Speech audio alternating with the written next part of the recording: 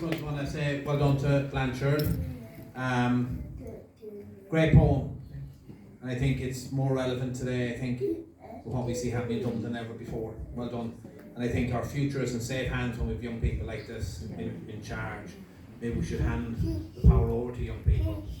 I suppose first of all, my name is Daithí Doolan. I'm a city councillor for Sinn Féin. I cover Ballyfermot and Drimnagh. I know Mammy very well, one of our community activists in Cherry Orchard, the backbone of our community, has made a huge contribution to making our community better for everybody, better, safer and cleaner for everybody. Well done to Mammy for all the great work you do there.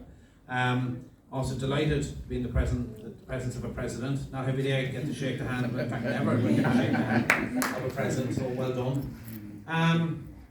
Delighted to be here, very proud, very honoured to be here. I think though Congo and Ireland are thousands and thousands of miles apart, that brings us together and pulls us apart. I think looking back, I was reminded by a good friend here today about Roger Casement, who, when I was growing up, every Irish person knew about Roger Casement. Irish Republican. He wrote a report about how the Congolese people were being treated by the King of Belgium and how appallingly, with such brutality, they were treated. It was a very damning report. And he was later to be executed here in Dublin by Britain, because we too have been engaged in struggle for our independence as well. So when we see countries like yourselves moving on to be totally independent, it inspires countries like us as well to move ahead with our independence. But we're here in Dublin, sharing a space, and it's really important we support each other. And I think it would be remiss of me to stand here today and not to comment on the ugly rise of racism in Dublin and beyond. I think we need to stand shoulder to shoulder. We need to stand toe to toe against racism. We need to tackle it head on. It shouldn't be just left to one section of the community to tackle racism. It is all our responsibilities to tackle racism head on. We need to tackle it at community level, at political level, at national level, and indeed international level. But our job today, I think, is maybe just to redouble our efforts and make sure that our Dublin and Ireland becomes a shining example of how to tackle and eradicate and reduce racism to the rubbish bin of history. That's exactly where it belongs. I'm not going to go on for much longer because we've Bree Smith here as well who wants to be saying a few words, other than I wishing you all the very best for today.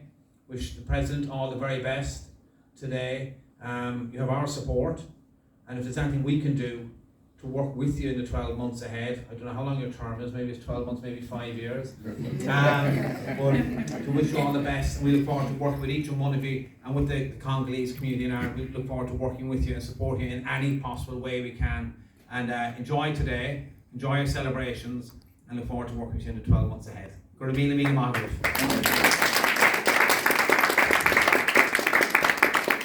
you very much, Daithí. Our next special guest is Miss Bree Smith, who is the TD for People Before Profits. Can you give her a round of applause, please? Thank you so much. My voice is a little bit compromised because I had a nasty chest infection like many people over the Christmas, so just bear with me. First of all, just to say I'm really privileged. I feel really privileged to be here. It's an honour to be asked. It's lovely to be among you.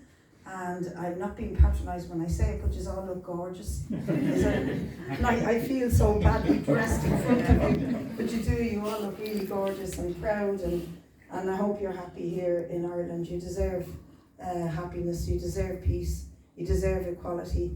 I think all human beings do, and not to repeat the stuff that Daithí said, which is very relevant and very important, but the issue of racism is really upsetting. I go to bed every night, upset by it.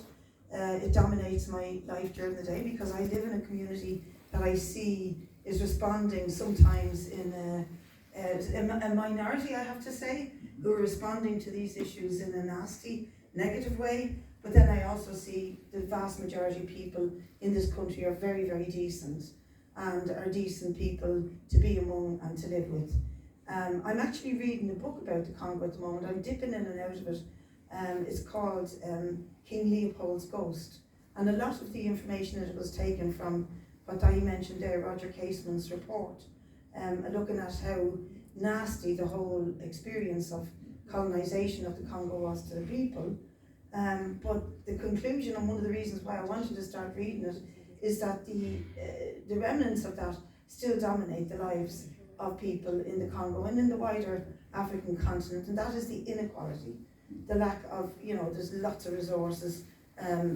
You went through it there very well, Derek, the sort of resources and wealth there is, but it is not shared fairly among the people, and that means there's huge disadvantages to ordinary people right across the planet, and this happens here as well. One of the reasons why I think we have to be really clear about tackling racism is that in this country we also have inequalities. We're a very wealthy country. Ireland rates about the third richest country in the planet. Now I know it isn't in resources, it's more because all of the like the Facebooks and the LinkedIn and the Twitters are all headquartered here and their profits are counted through here. But nevertheless, it's a wealthy country, and yesterday we saw homeless figures higher than they've ever been before. There's something fundamentally wrong with a country like Ireland when that goes on, and equally something fundamentally wrong with the Congo when you've got some of the wealthiest minerals and resources and people still live in poverty and struggle to survive.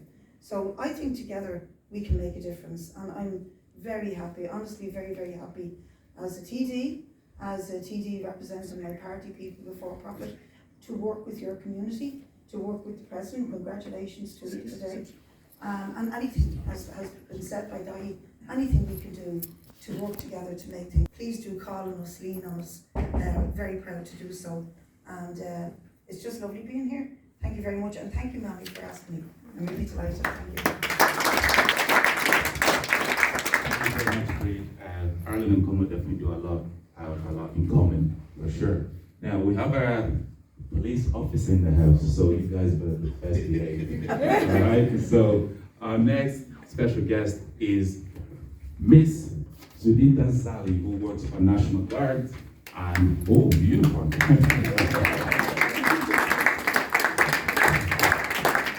Guys, if you go louder than that, because we don't want to she works with the integration unit, and she's going to tell us a few things about what she does and how she can help the community as well, alright? Hi everyone, I didn't realise that I'd be speaking today. But I was just going to say thank you to Peter for inviting me here. So I'll just say a little bit about myself. So my name is Giresse-Mukundayi Zali. I'm originally from Albania. I've lived in Ireland the last 20 years. Joined the force 4.5 years ago. I was based in Drogheda originally, and then I applied for the National Diversity and Integration Unit. I guess being a member of a minority group myself, I understand the issues that that we're here, which one of them is racism and different things that we encounter. And being in the force, I've seen a lot of great work being done and positive outcomes coming out of, report. Where I am now in the Diversity Integration Unit, there's a thing that they set up about 2 years ago, which is reporting hate crime. So if you are a victim of hate crime in any way, if you go online on guarded.ie, that's a way to record it and report it. And then what we do is we then filter it through to the right station and make sure that it's investigated appropriately. I have a few leaflets that I'll leave out here for you, just in relation to that. So, and I'm, again, as I said, happy to be here. Congratulations to the President. And if you have any questions or any queries or anything like that, I'd be more than happy to help you.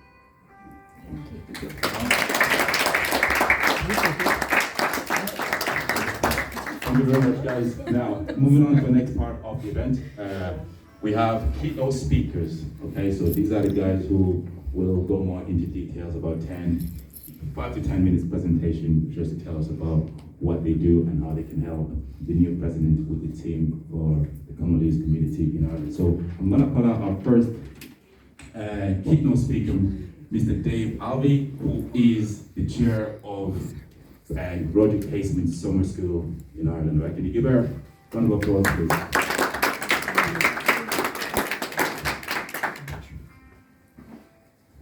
Yes, thanks very much for being invited here. And yes, as Derek said, I'm the chair of something called the Roger Casement Summer School. Actually, we do more than a summer school. We have a competition for school students every year now, and it is they write essays about Roger Casement so that they learn about who he was and what he did. We also have an annual commemoration which will be held at the statue, a beautiful new statue to Roger Casement in Dunleary.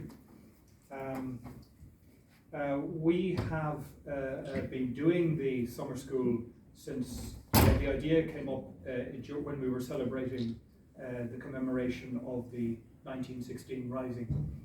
That was a great commemorative year here in Ireland. The Rising is an inspirational event in our national development, and there was a number of events in Dunleary to celebrate the 100 years. And the event that got most people attending was the one about Roger Casement. And out of that came the demand, or not the demand, but the idea that the Dunleary Council, as the local authority in Dunleary, would build a statue to Casement. Now, when we had the first summer school in 2017, already we started to have interest from people from the Congolese community. Piero, of course, was the main person, and Mamie as well. So we're very pleased that on our committee we have a connection with the Congolese community, and not just the Congolese community here in Ireland, but through Piero we've had tentative links with the Democratic Republic of Congo as well. Because Casement was an unusual figure who was educated, grew up in Dunleary where we have the statue, but he was orphaned when he was about 12 and went up to Antrim where his relatives, wealthy relatives, looked after him, and through their connections he was able to work for the British Foreign Service. So he was just a servant of empire for much of his early life in Africa. But bit by bit he got to know, I think he actually supported the British in the Boer War, so there was nothing different about him in his early time in Africa. But over time he started to find that his belief in empire could not be sustained by what was actually happening, what he was seeing on the ground. So he made a journey up the river, the Congo River, to see what was happening with the manufacture of rubber.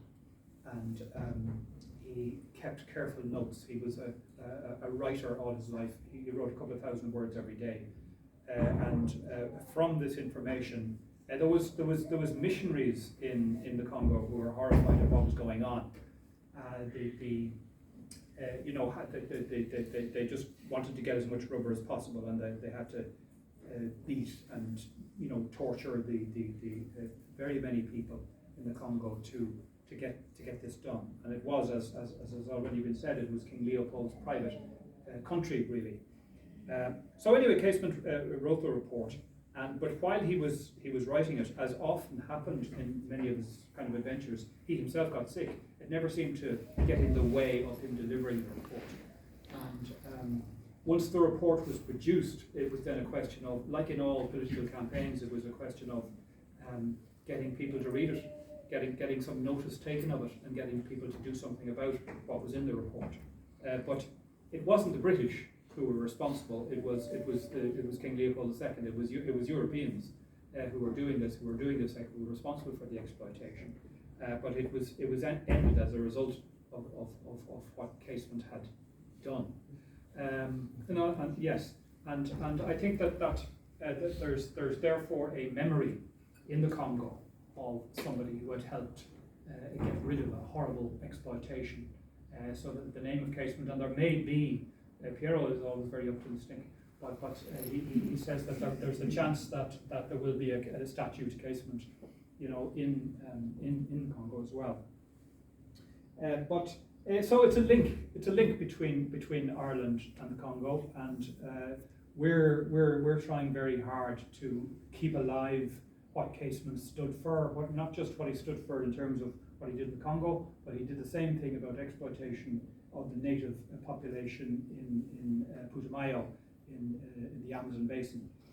And then he came back and was involved. He was the founder of the Irish Volunteers, and he then went to America and represented the IRB, the Irish Republican Brotherhood, to try and get arms from Germany to assist a rebellion in Ireland. So he wasn't doing that on his own bat. He was a representative of Irish republicanism in Germany during the war. And when he came back, he was unfortunately caught and executed in London, his home. And he made a famous speech at the dock. He was like a one-man United Nations. He was one of the few people in the world at the time who could speak to the President of the United States very easily. He was also on speaking terms with the Pope. He was a big international figure, so they had to go to great trouble in order to execute him. They had to spread, the British intelligence produced, and they were very good at forgery, they produced a forged document to blacken his name. So sorry for going on so long about Casement, but we're delighted that we have Congolese involvement, and we're going to have Congolese entertainment this year that's the plan at our summer school this year. We're delighted to have that connection, and I'm glad very much to be invited here. Thank you very much.